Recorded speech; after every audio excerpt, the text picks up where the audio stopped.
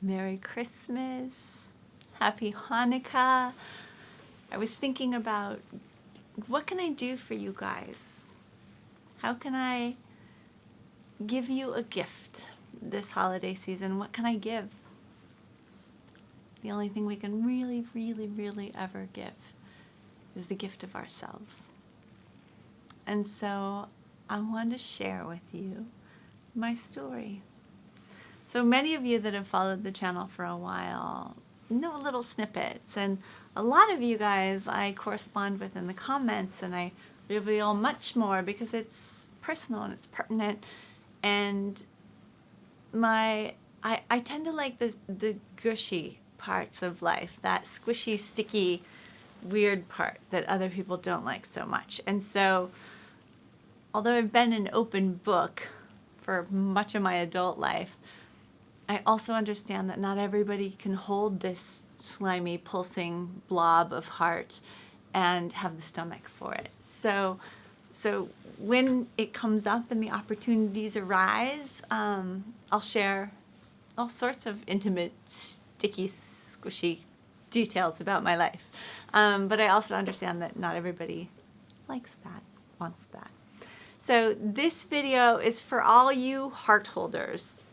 Those of you who can let this pulsing, gooey, sometimes crying, snotty ball of oozing whatever and not be repulsed by it. So welcome to my story. Welcome to my life. I know that the holidays are tricky for a lot of people. And for those of you that are home with your families, I'm just all over my chair for whatever reason. Here, I gotta just settle in. For those of you who are home with your families and feeling connected and loved, the holidays mean something different. For those of you who are alone, I just want to let you know that we're never alone. It's impossible to be alone. We are all interconnected to one another. The only barrier is ourselves. So I'm here for you. I'm here with you. You are not alone. And telling the story of my life, you guys have seen the end of my life. You've seen like the product, the result. But how I got here has a lot of sadness and a lot of sorrow and a lot of loss. And I know from studying human psychology that we focus on what we are. So if you focus on the tragedy, the loss, the drama, that's often a sign of kind of your mental state. Whether you feel connected, whether you feel strong, secure, whether you feel in charge of your life or not. And the people that are connected and coming at a place of strength often focus on the solution or the happy parts of the story. For me, I tend more towards like the pessimism side because I feel it the strongest. But what that also means is I learn from the tragedies more, unfortunately.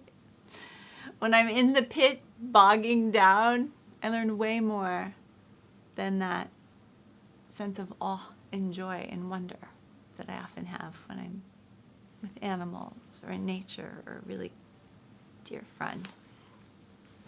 And so I don't want to make this sad, but it's sadness is a part of it, and it's an important part because for me it was a motivator. It was a motivating part. So I'm going to just dig in. I sat down last night and I wrote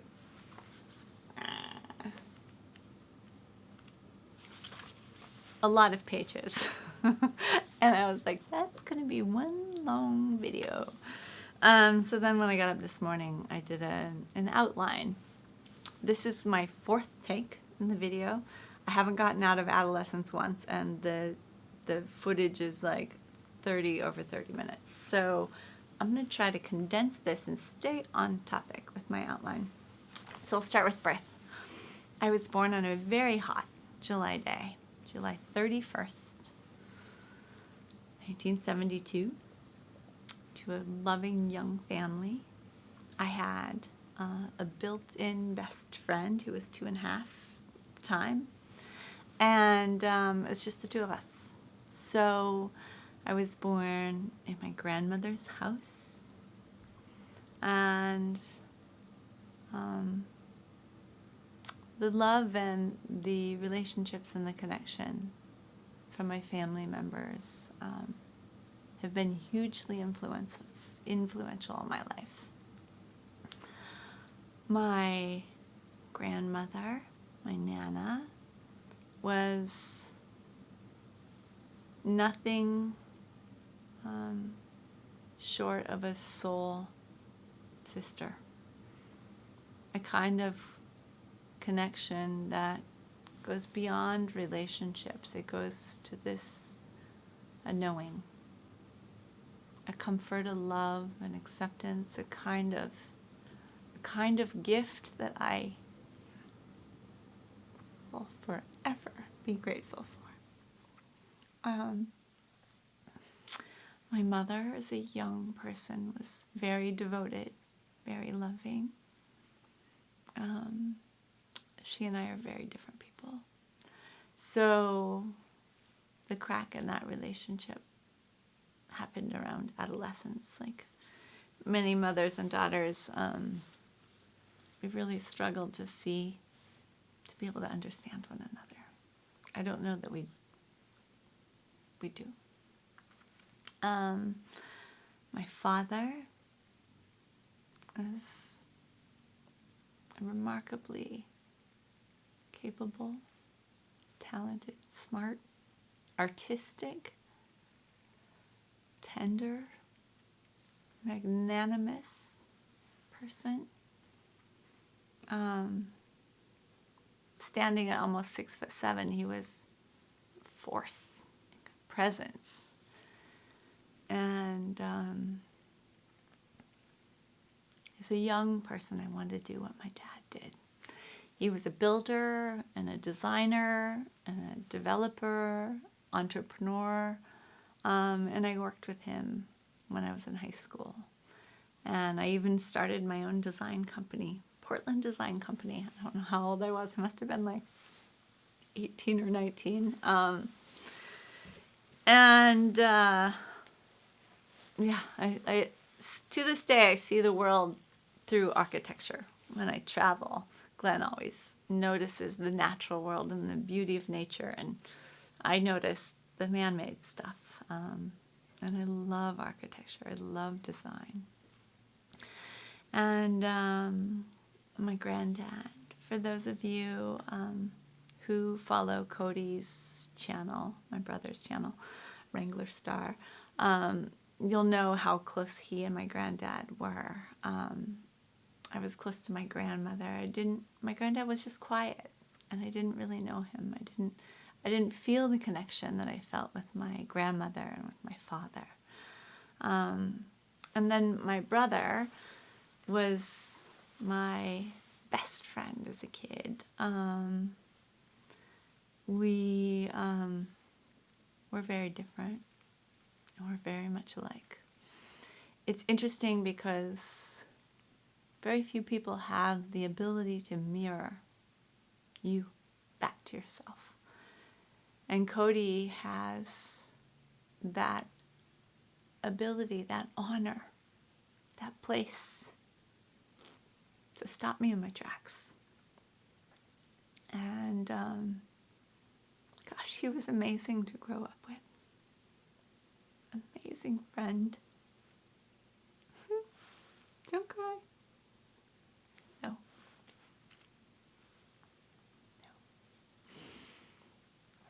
And I often laugh and joke that until I hit puberty, he thought I was his little brother. And he was hugely influential in shaping my early life.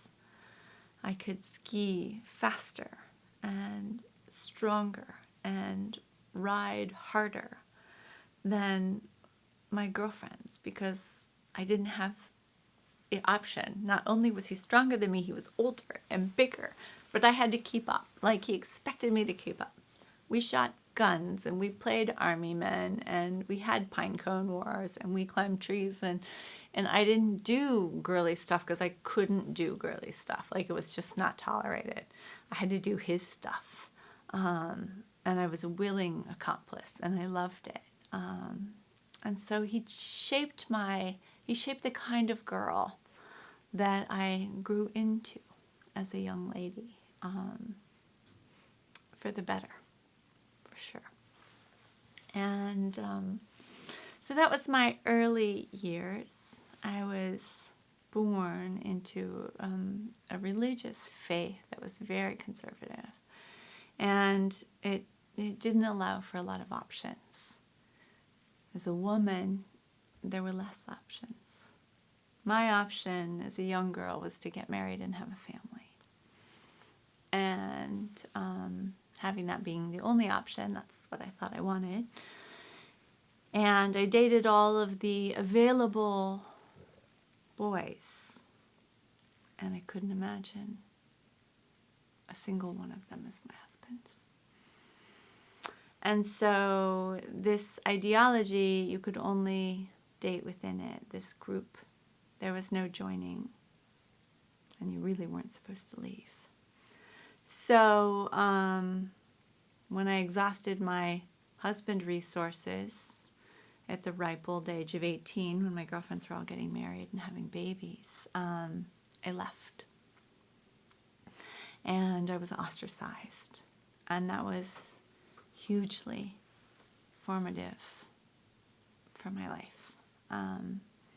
I left a community despite its dogmatic failings, a community that was something that I've spent most of my life recreating, a community of people that took care of the elderly, a community of people that would sign up to stay up at night with you so that your parents could get sleep, and the sign-up list would last for months, often outlasting the illness.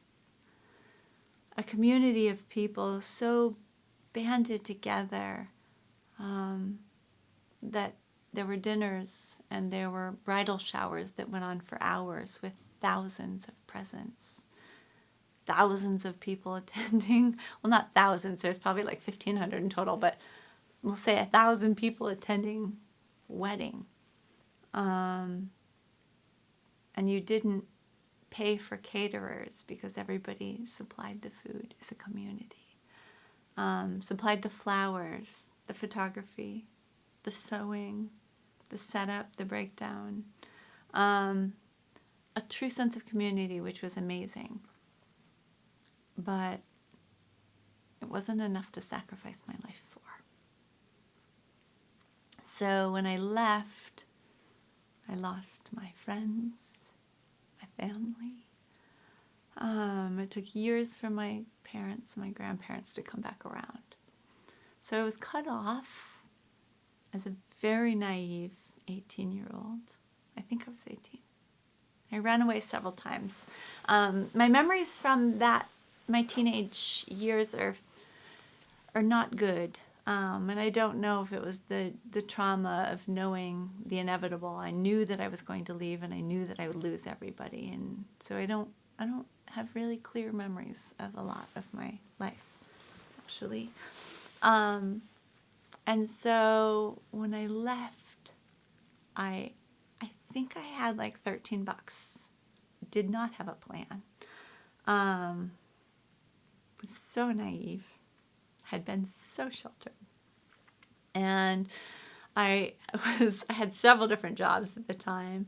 One of them was hosting at a Mexican restaurant, and the other was a concierge at the Marriott.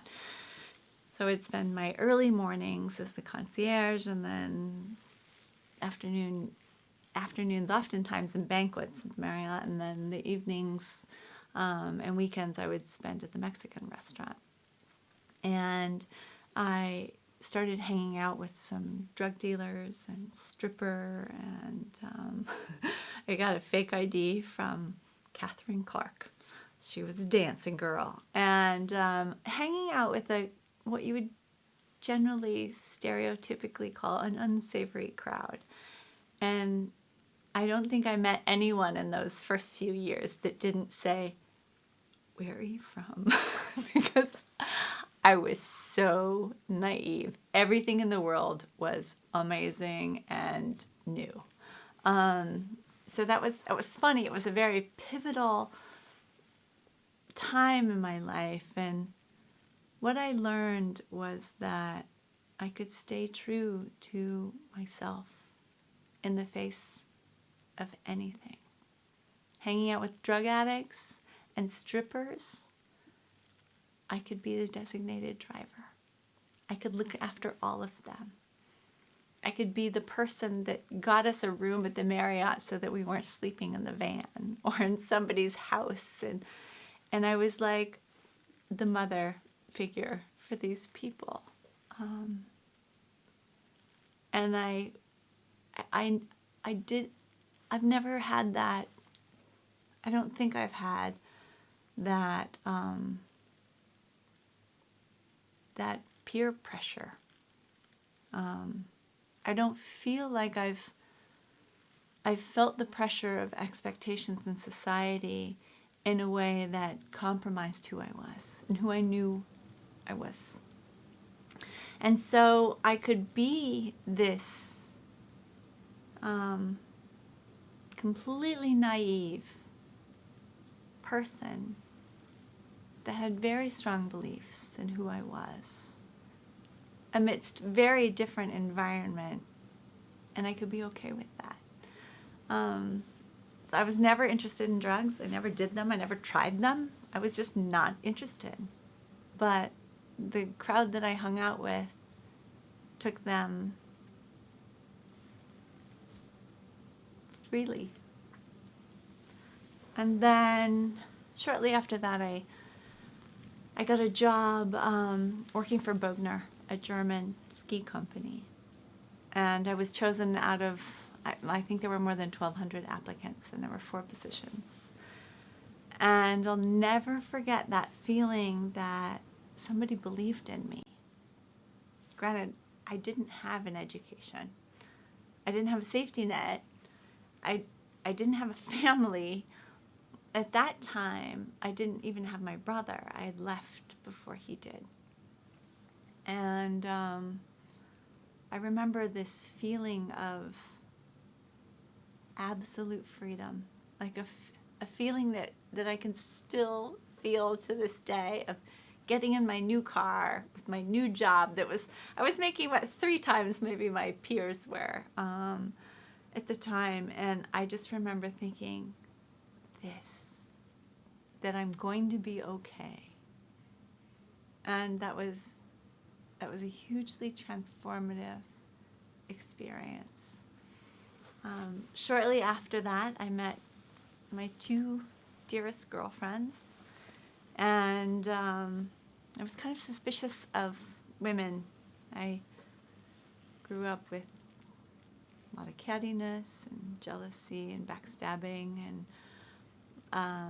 having this really strange relationship with my mom as an adolescent. And so I met Jennifer, and shortly after that I met Samantha.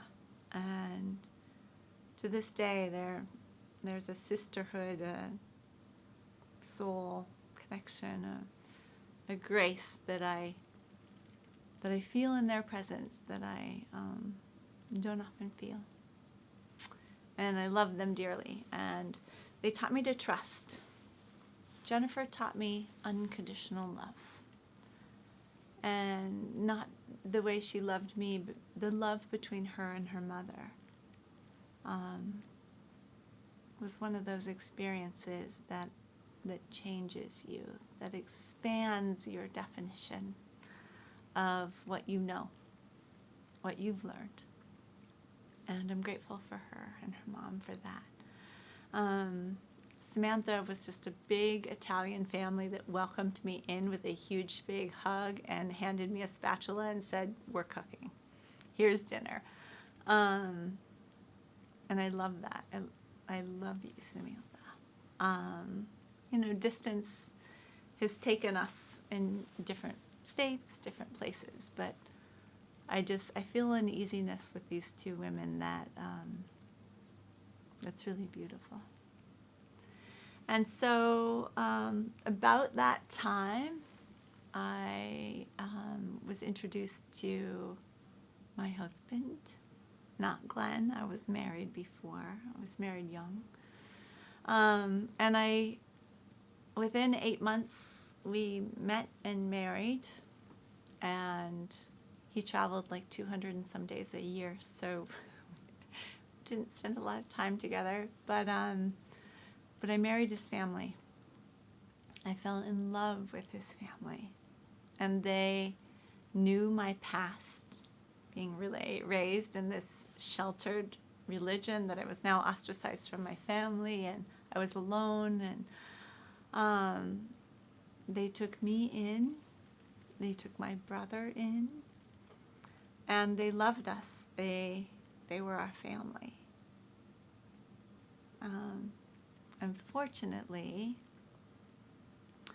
I wasn't a super good communicator, and our marriage was a disaster for many reasons.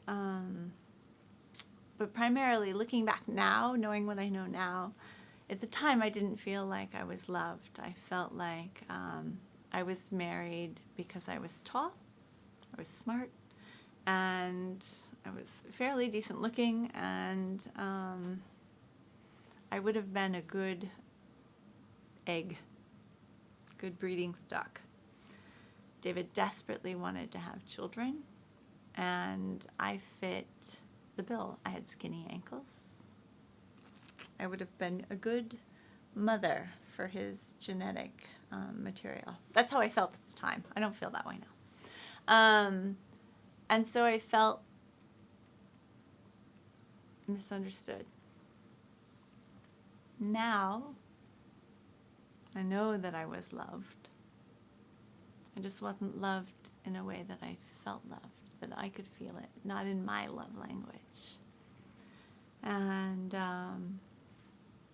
divorce wasn't an option because I didn't know anyone that was divorced. I didn't grow up in an environment where divorce was an option. It wasn't acceptable. People didn't divorce.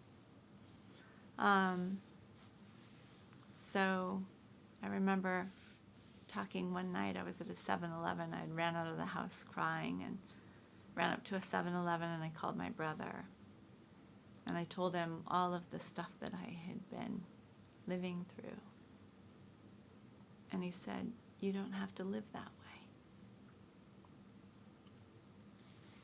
A couple days later, I packed up my dog, my mountain bike, my car, some CDs, left a note on the dining room table, and left. Not one of my more proud moments. And I moved to Hood River, where I knew 2 people. One of my best girlfriends had a house that she spent the weekends here, and somebody that I had been corresponding with about a kayak trip lived here. And those are the only 2 people I knew. And so I called Adam. He and I had been corresponding about a family rafting trip, and I felt like I'd known him forever. Once in a while when you meet somebody and there's a connection that goes far beyond anything provable or anything that time could build. It's an innate knowing. And I felt that just with our correspondence. And so I called him when I got into town, and I said, I'm here. I just left Florida and I'm not going back. And we met face to face, and I'd never experienced another human being like that before.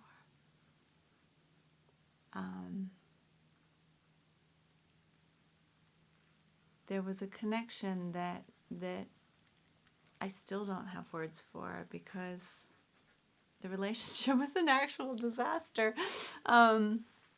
It only lasted a couple months that summer, but there's a connection that goes beyond any physical experience. And it was like when I met him, it was like his capacity for love was reflected through him, or maybe my inability up to that point to love, my guardedness, had been exposed. I can only describe this using metaphor, because I don't have words for how important this experience was in my life, and how much I learned, and how much it shaped who I am now. I was more devastated leaving that relationship than I was leaving any of the other relationships that I had ever had before. And that's saying a lot. I knew that if I didn't leave, I'd be broken in a kind of way that I didn't think I could ever recover from. And so, at the time, I felt so damaged. I felt damaged from my failed marriage. I felt damaged from my failed family, from running away from relationships that didn't serve me, from this perpetual gnawing of aloneness, like being all alone. And now I see it very differently, obviously. Now I see that experience broke my heart open. Open to love, open to light, open to a kind of grace that is not of me, it's not from me, a kind of knowing that no matter what, I'm not, nor have I ever been, alone. The capacity of my heart to love, there's not even a multiplier. I didn't know how to love before. I didn't know what love was.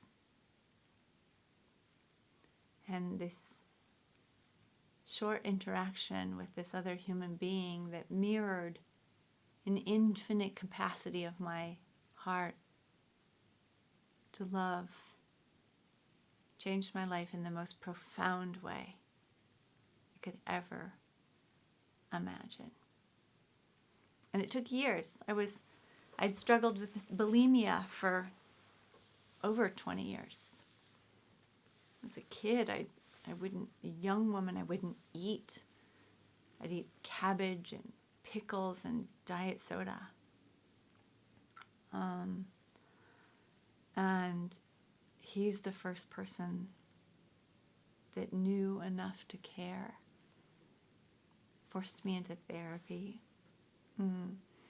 At that time, I was going to school, and I was studying philosophy, and I switched to a psych major because I knew that I needed to figure it out. I knew that I needed to learn how to think.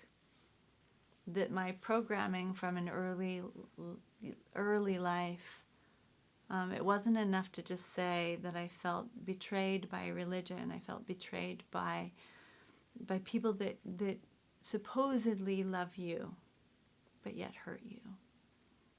I thought, if my own parents can't love me, who will?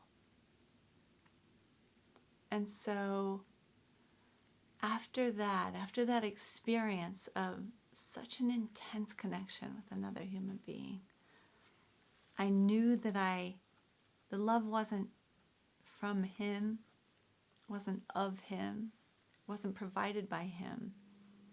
It was my own. And it was just reflected back to me through him. And that I could experience that kind of love and know that kind of connection for the rest of my life, anywhere I went. Because I had that capacity. That seed had been watered, and it was growing, and there's no going back. And so at that same time, I met Glenn. And you know the rest of the story.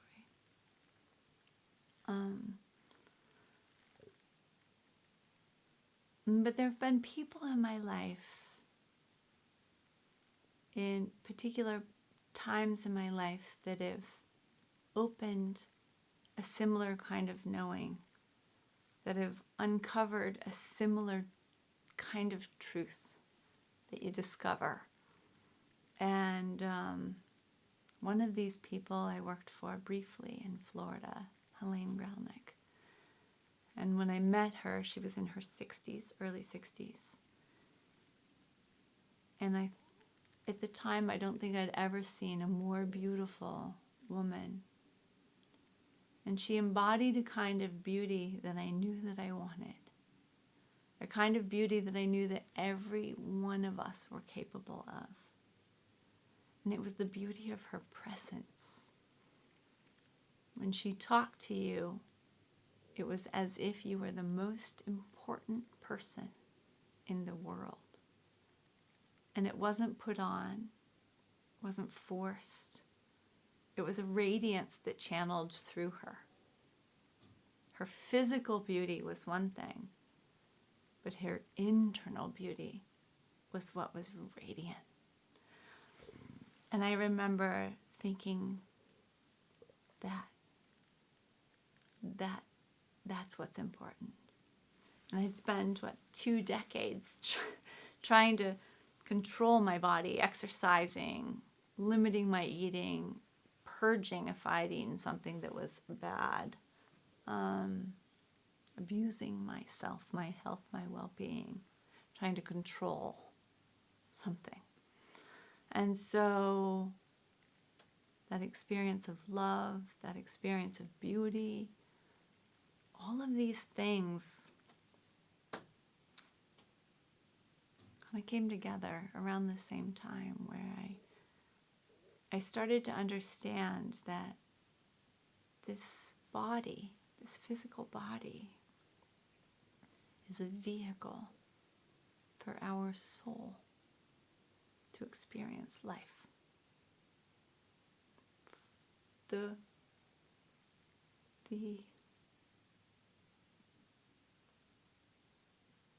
divine love, the grace that every one of us embodies is so present in you. It's just all of the layers that you've covered over yourself. It's our inability to see it. We get blinded. And there's been these times in my life where I've had these experiences with other people that peel off a layer, peel off another layer. Then there became a time not too long ago where I couldn't imagine not forgiving myself. I couldn't imagine feeling like I wasn't enough. Because look at what I had been given. Now there's a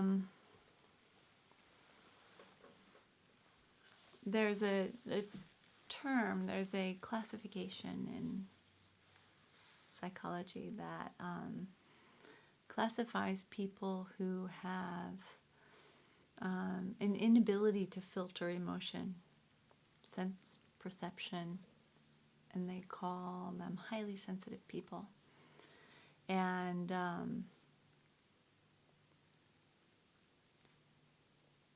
it's as if when you're experiencing another person and you're having a conversation with another person, you're able to discern where that person is and where you are. You're able to discern that person's emotions from your own. Highly sensitive people don't have that filter. They experience sense perception without being able to discern a lot of the nuance, or without being able to tone it down. And in modern circles, you might hear the term empathic. An empathic person is somebody that feels what other people feel. And not all highly sensitive people are empaths. Not all empaths are highly sensitive people. But that has been a gift that I have been given. For years I thought of it as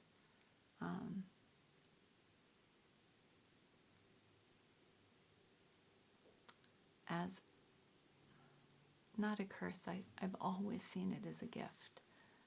But I wasn't able to differentiate between my feelings and my sense of overwhelm when I was with people. And so I think the connections that I've had with others that have been so pivotal and have been so life transforming have all been a feeling sense, not a knowing sense. A connection that goes beyond rational anything. And so if you're crying, I'll likely be crying. I feel energy. I feel, which sounds so woo-woo, but if you're frustrated, I feel it. And I trust this intuition more than I trust my rational brain, my rational mind. And I feel like I have very good discernment, but I trust this sense implicitly. And for people like me, there's certain things that they're intolerant of, like completely intolerant of, and it's chit-chat, surface, like anything that's a facade, fakeness.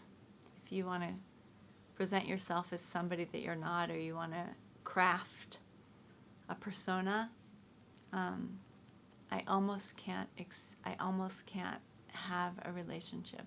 I can't be in a relationship with somebody that is walled off, because I don't know how to connect with them. And it's so uncomfortable for me to stay on the surface rather than experience them truly. I also have an intolerance for people that are bullies or closed off in some way.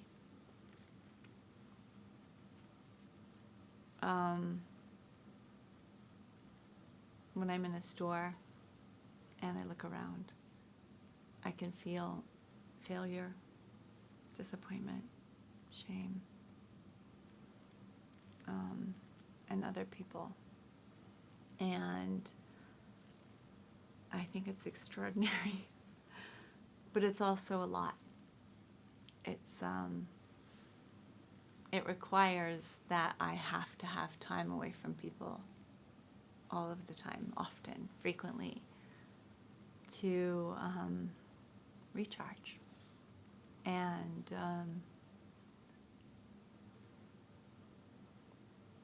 I think it's why I build community so easily.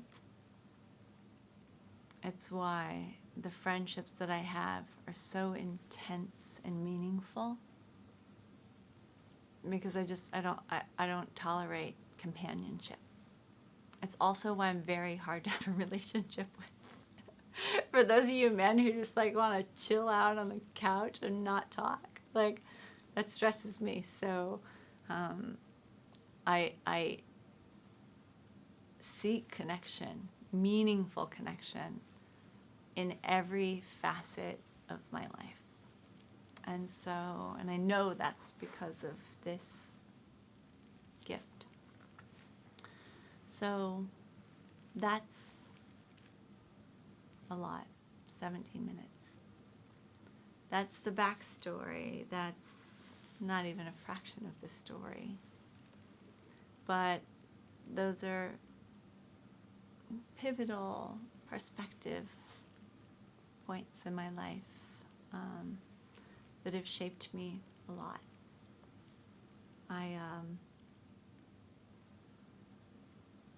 I used to be really angry.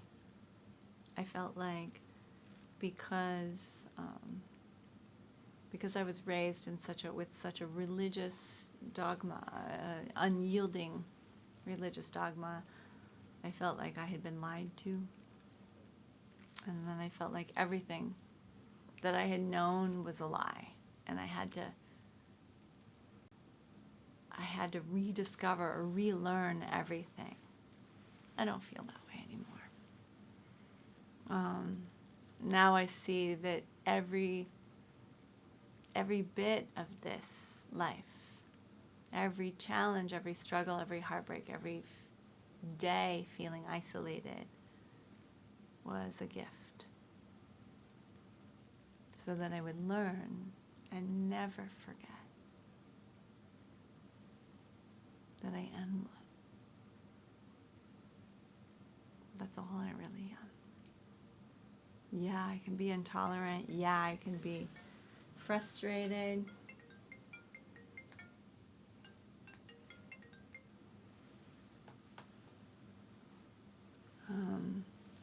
I can be snarky, bitchy, whatever you want to call it. But ultimately, the capacity of my heart to love is a tiny representation of the capacity that I have to connect. And it's no different for me than it is for you.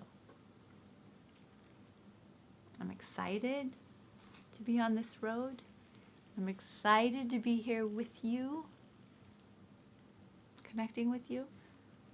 I would have never imagined that studying philosophy, studying psychology, having friends, having to build a community and rebuild a family, the feelings of isolation, the feelings of despair.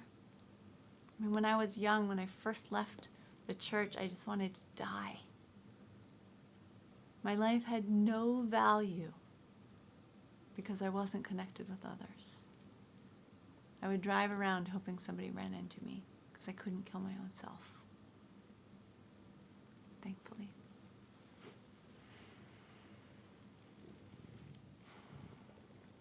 But it also means that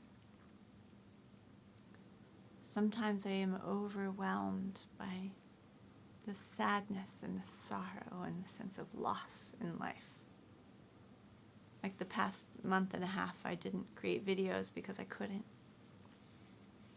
Glenn and I were struggling in our relationship with some things, and I felt so alone again.